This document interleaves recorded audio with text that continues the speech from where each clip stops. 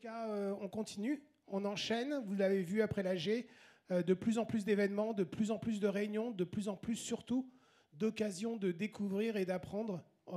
C'est encore une fois sous le biais de l'apprentissage pour licensing international, l'apprentissage, le partage, et de plus en plus dans les différents domaines que vous souhaitez aborder. On revient, on a fait l'année dernière, à cette même époque quasiment, une grosse présentation sur le métaverse, un petit peu dans les réseaux, sur l'ordinateur, dans des mondes complètement virtuels. Et on se rend compte que de plus en plus de gens veulent vivre ensemble, veulent partager, veulent échanger. Donc on va aujourd'hui vous présenter ce qui se fait aujourd'hui en France, parce qu'on se rend compte aussi au travers de salons comme Leisure Up que la production française, la production européenne est très très prolixe. Et on a des experts aujourd'hui pour vous parler de ce qu'ils font, ce qu'ils développent, et surtout de ces multifacettes de l'expérientiel. Et par contre, aujourd'hui, toujours en expérience, une des meilleures expériences que vous puissiez avoir ce soir, c'est d'être accueilli par TF1. Et je vais laisser Yann Geneste vous en parler. Merci, bonsoir. Je savais que j'aurais dû mettre une chemise de compétition parce que je peux pas. J'avoue que je m'incline platement. Bien, écoutez, ravi de vous accueillir à nouveau pour certains au sein de cette belle maison. On est toujours très heureux d'accueillir les événements de licensing international et très heureux en particulier d'accueillir une conférence autour de l'expérientiel. C'est vraiment un thème qui nous tient à cœur. Je pense que c'est le cas pour bon nombre d'entre nous ce soir. C'est-à-dire qu'on vit un momentum quand même très fort autour de l'expérientiel. On voit bien que toutes les lignes bougent très, très fort en ce moment, qu'il y a un champ des possibles assez vaste, et donc c'est très excitant. Pour ce qui concerne TF1 Licensing, peut-être que Tatiana y reviendra tout à l'heure, mais on a démarré, on a créé la verticale qu'on appelle Live Experience en 2020 avec le lancement du réseau Vacances Camping Paradis, qui est un beau succès. On n'est pas encore en vitesse de croisière, on est à 92 affiliés et ça continue à grandir. Et c'est fort de ce premier projet qu'on a initié de nombreux développements depuis qui ont vu le jour.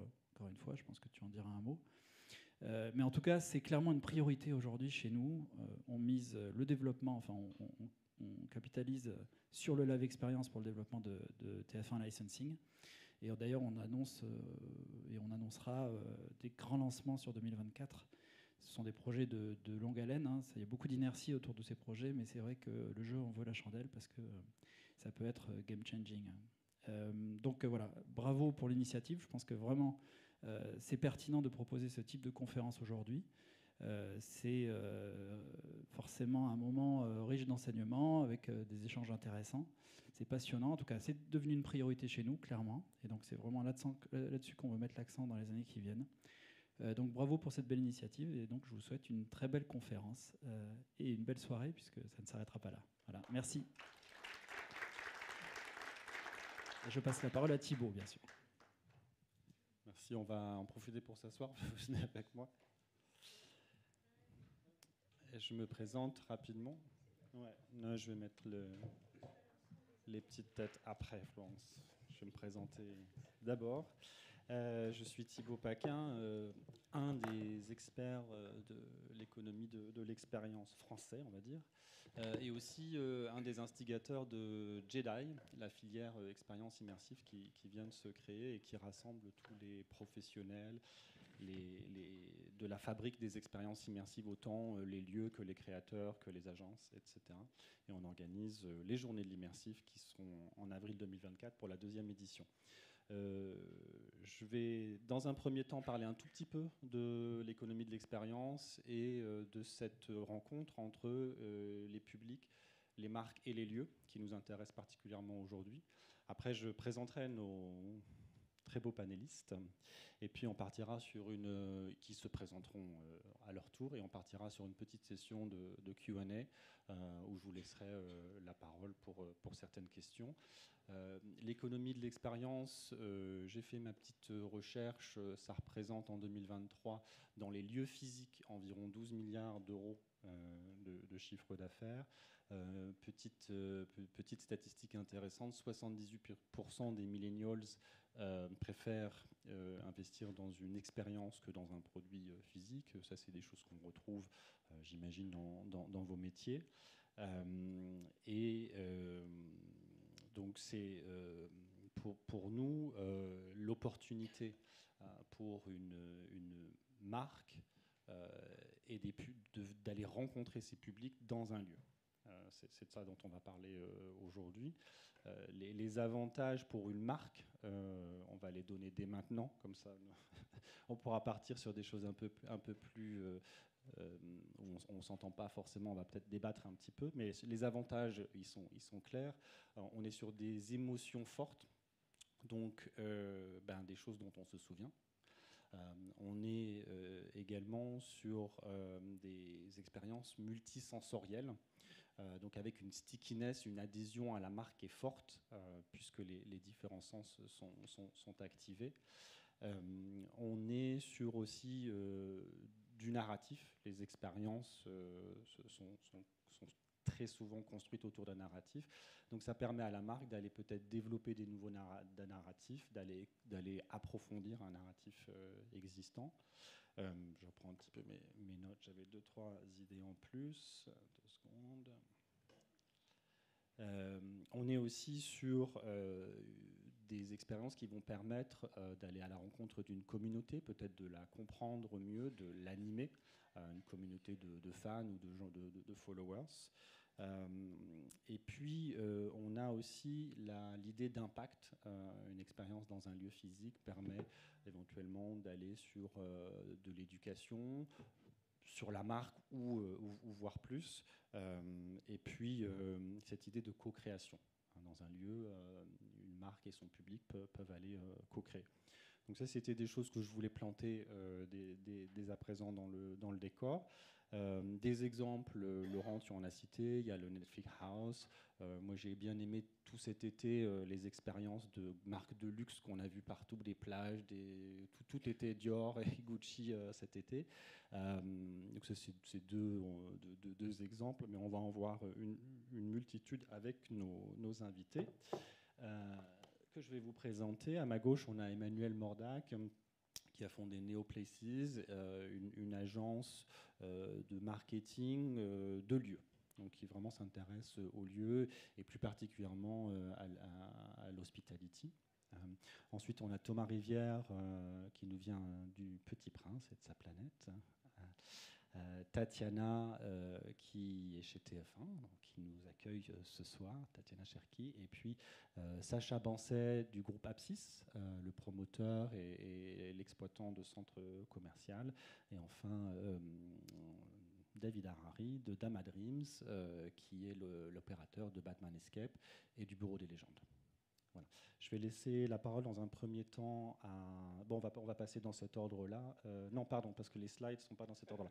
Donc, on va commencer par Thomas du Petit Prince, qui va se présenter et surtout nous donner tout de suite un goût de ce que peut être un lieu où la marque et le public Petit Prince se retrouvent. Thomas. Bonsoir à tous. Donc je m'appelle Thomas Rivière, ça fait 15 ans que j'accompagne le destin du Petit Prince un peu partout dans le monde.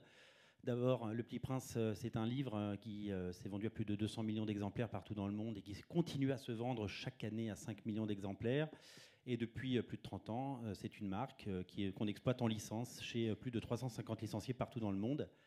Et avec des grandes marques prestigieuses, évidemment, comme Montblanc, IWC, Sofitel, ou encore Clarins cette année, la marque Hugo Boss, des marques comme Dove, Lipton en Chine. On se développe énormément en Asie et donc c'est une marque aujourd'hui très forte partout, connue partout dans le monde et surtout connue pour ses valeurs. Et c'est un mot qui va beaucoup revenir, les valeurs, parce que c'est ce qu'on essaye de mettre dans chacune de nos collaborations et notamment celle qui nous intéresse aujourd'hui, qui est le Parc du Petit Prince. Donc le Petit Prince fête ses 80 ans cette année, première édition en 1943, et le Parc du Petit Prince que vous voyez à l'écran va fêter ses 10 ans l'année prochaine. 10 ans, c'est le temps qu'il faut pour faire connaître un parc en France. C'est une histoire, une aventure absolument incroyable qui a été lancée en 2014 par la société Aérophile. Pas très loin d'ici, il y a le ballon du parc André Citroën. Et bien, c'est la même société qui exploite 80 ballons dans le monde. Et donc, ils ont eu l'idée de thématiser leur parc d'attractions. C'était un rêve. Ils ont vendu des ballons pendant des années à un parc et ils ont voulu avoir leur propre parc. Et ils ont tout de suite pensé au Petit Prince. Parce que c'était un parc, comme vous le voyez, très vert, très nature, avec les valeurs du Petit Prince, qui appelle à la poésie. Puis c'est un parc familial. Alors il se situe entre Colmar et Mulhouse, donc il est à la frontière de l'Allemagne. En termes de licence, la France et l'Allemagne sont nos deux plus grands marchés, c'est nos deux plus grands marchés en Europe. Et donc, c'est tout naturellement que chaque année, à peu près 200 000 personnes viennent dans ce parc. On va atteindre les 1,5 million d'entrées dans ce parc. Et voilà, c'est 10 ans de succès. C'est une success story qui s'est construite parce que quand on démarre de rien et qu'il faut construire un parc, construire sa notoriété et construire un univers, eh bien, il faut tout thématiser. Et ça a été un challenge absolument incroyable. Et ça continue. Aujourd'hui, on a 35 attractions. Et c'est un parc qui continue de séduire un public familial qui reste évidemment notre cible prioritaire. Alors, c'est un parc qui est évidemment très important pour notre marque. D'abord, il n'y a pas beaucoup de marques françaises qui ont un parc en France. Il n'y a pas beaucoup de licences qui peuvent dire que ça y est, on a un parc il est là pour durer, il est là pour longtemps. Et c'est un magnifique vecteur de communication, surtout que quand tout le parcours du parc a été pensé à travers l'œuvre, évidemment le livre, mais aussi le reste de l'œuvre d'Antoine de Saint-Exupéry. Et donc, quand on y va en famille, on passe une journée apaisée et avec évidemment beaucoup d'attractions, mais on retrouve évidemment les moments clés du livre, et c'est ce qui plaît dans ce parc, bien entendu. Alors, c'est évidemment un marqueur pour une licence d'avoir un parc. C'est un honneur aussi, c'est une chance. C'est une chance pour communiquer, c'est une chance pour les licenciés, puisque les produits sont bien représentés. Qui dit parc dit boutique. Tu disais le chiffre d'affaires est assez important, non? Oui, on est sur un chiffre d'affaires annuel de 6 millions d'euros et avec un chiffre d'affaires en boutique de 400 000 euros. Donc ça fait travailler nos licenciés, bien entendu. Ça met en avant nos produits, on est ravis. Et puis, ça permet évidemment de continuer à faire grandir la marque. Donc, en fait, c'est un cercle vertueux de jolies choses. Alors, évidemment, ces 10 années d'investissement, ce sont des énormes investissements. Chaque année, il faut mettre des nouvelles attractions. Vous connaissez la mécanique d'un parc. C'est évidemment une concurrence, puisqu'il y a d'autres parcs, évidemment, en France, et que c'est à la mode. Les parcs sont à la mode, on le voit dans tous les reportages télé chaque année. Et donc, ce parc est là, il est là pour durer. Je le disais, il faut 10 ans pour faire connaître un parc. Et il est là pour rester, parce qu'on repart pour 10 ans. On s'est vu la semaine dernière, et on repart pour un nouveau cycle de 10 ans. Bravo. Merci. Sacha, tu veux nous parler un petit peu d'Apsis et peut-être de tes projets avec des activations peut-être intéressantes à partager avec des marques éventuellement? Avec plaisir. Déjà, merci à Laurent et Thibaut pour l'invitation et puis à Tatiana de nous accueillir ici. En quelques mots, peut-être juste pour vous présenter Apsis. Donc, je suis Sacha Bancé, je suis le directeur commercial d'Apsis, qui est à la fois une foncière, on est à la fois foncière et promoteur. On conçoit, on réalise et on anime des lieux de vie, des opérations mixtes en France et en Pologne qui s'inscrivent dans l'ADN des villes et qui ont pour but de redynamiser les villes. On est propriétaire de 17 actifs en patrimoine, on a 10 opérations en développement. Et parmi ces opérations en développement, les 2 prochaines, et pour lesquelles je vais pouvoir vous en toucher quelques mots, c'est Boum Boum Villette, qui va ouvrir à la Villette, au sein de la Cité des Sciences, dans la 4e travée de la Cité des Sciences, qui est un site qui existait déjà, qui s'appelait Villup, historiquement, qui était un lieu dédié au shopping, à la restauration et aux loisirs, et dans lequel on a fait une profonde réhabilitation du lieu pour en faire le plus grand food and leisure market de France, sur 25 000 m², avec 3 dimensions très fortes que sont la food, le loisir et l'événementiel. Voilà. Et c'est vrai que cette conférence prend tout son sens pour nous qui allons très bientôt lancer l'exploitation de ce lieu-là, puisque le site va ouvrir début janvier, dans lequel le loisir, l'immersif, l'expérientiel, c'est quelque chose qui a été au cœur de nos préoccupations pendant les 3-4 dernières années, dans lequel on a fait tout ce qui était possible pour aller chercher les meilleurs acteurs de loisirs. J'en ai notamment un qui est à ma gauche et qui nous a fait confiance et qui est avec nous dans l'aventure. On est également allé chercher les meilleurs acteurs de food pour faire un food hall de 4000 m² avec tous les meilleurs acteurs de la street food parisienne. Et puis, il va également y avoir une troisième dimension que j'ai évoquée tout à l'heure, qui est la dimension événementielle, qui va être une dimension extrêmement forte sur le lieu. Parce que ce soit à travers la food, le loisir ou l'événementiel, en fait, le but qu'on a, c'est de créer de l'émotion chez les gens. Voilà. Si on est persuadé d'une chose, c'est que c'est en créant de l'émotion qu'on arrivera à fidéliser, à faire revenir les gens, à créer des communautés, à faire parler des lieux. Et là-dessus, c'est pour ça que les 3 composantes sont importantes, mais que les 2 premières ne peuvent pas exister sans la dernière, qui est l'événementiel et qui est important pour driver les gens et pour les faire revenir. Voilà. Donc ça, c'est le premier projet qui va être une première en France, hein, qu'on se le dise, 25 000 m² que autour du food, du loisir et de l'événementiel. Et puis après, il y a un deuxième projet dont je vais vous parler très succinctement, mais qui est un projet qui est très très très important pour nous, qui est le projet de Canopia, qui est un projet qu'on fait à Bordeaux, en entrée de ville, collé à la gare, qui est un projet où on réhabilite et on requalifie 70 000 m². On vient recréer un quartier qui à l'heure actuelle est un petit peu une friche à l'entrée de Bordeaux. Et pourtant, on parle quand même de l'entrée de la ville, une ville qui est importante en France, dans laquelle vous avez 18 millions de voyageurs chaque année à la gare. Et quand vous sortez de la gare, vous avez un quartier qui est un petit peu délabré, qui est dans un état compliqué. On vient réhabiliter tout le quartier, on vient sur 70 000 m², faire 45 000 m² de retail, loisirs et F&B, et puis 25 000 m² de tertiaire avec de l'hôtellerie, du logement, du bureau, de la résidence étudiante. Donc c'est un projet qui va être très très très important pour la ville et dans laquelle la dimension F&B NI va prendre une part extrêmement importante également. Super. Beau projet. David, tu veux partager un peu plus de détails sur une des offres, la première en tout cas, de Boom Boom Villette, et puis ton deuxième projet que tout le monde connaît peut-être déjà du Bureau des légendes.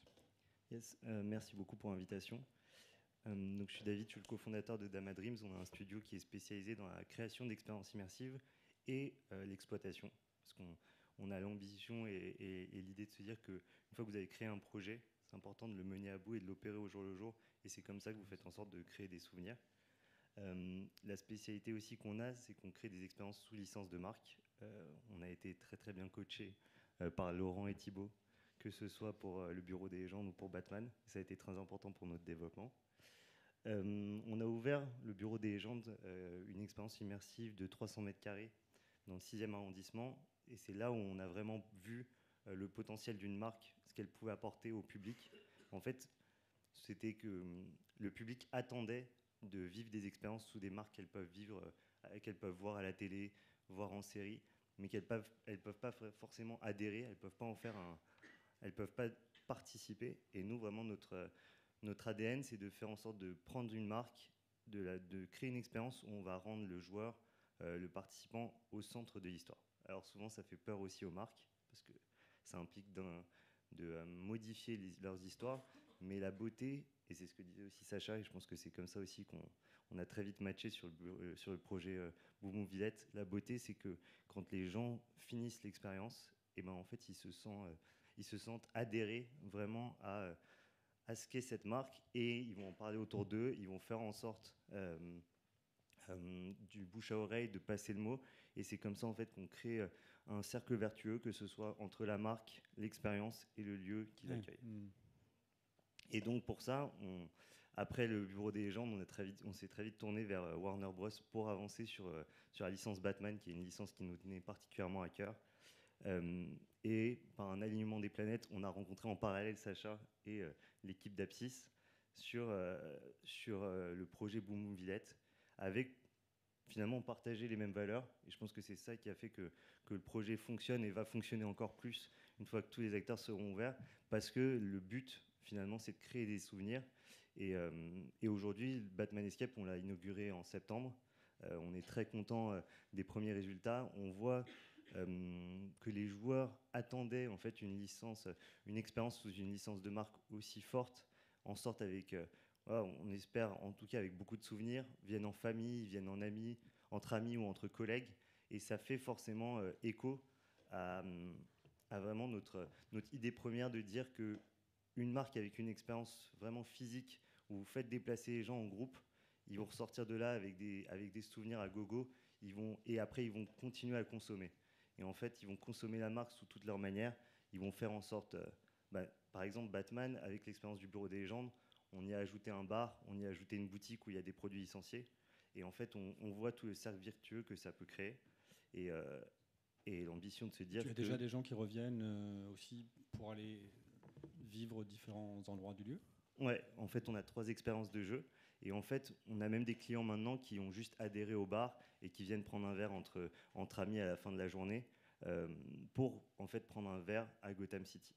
Et donc, c'était vraiment le parti pris de se dire que tout est immersif. Donc, quand vous entrez chez nous, vous passez par les portes de Boom Boom Villette, mais vous arrivez ensuite à Gotham City. Ouais. Donc, la marque est devenue lieu, quoi. Exactement. Super. Merci, David. Ça, c'est le reste. Petite photo du bar. Vous pouvez venir prendre un verre. Et on va laisser Emmanuel partir sur l'hôtellerie et l'hôtel Fauchon et éventuellement d'autres projets si tu veux partager avec nous. Bonjour à tous, merci de l'invitation. Alors, je ne suis pas de chez Fauchon, donc en fait, je suis fondatrice de l'agence Neoplaces, qui est spécialisée dans la création d'expériences de marques et d'expériences hôtelières. Donc, on a créé à l'agence plus d'une trentaine de marques qui fonctionnent dans le monde entier, dont certaines que vous connaissez comme Pullman, Gallery, The People, First Name, etc. Et en fait, ces marques, on travaille également avec des marques qui ne sont pas hôtelières à la base pour leur créer une expérience hôtelière qui soit tout à fait conforme à leur univers, à leur origine. Alors Fauchon, vous la connaissez, c'est une marque qui est présente. Alors la vision des Français de la marque Fauchon est souvent une vision un peu à l'ancienne.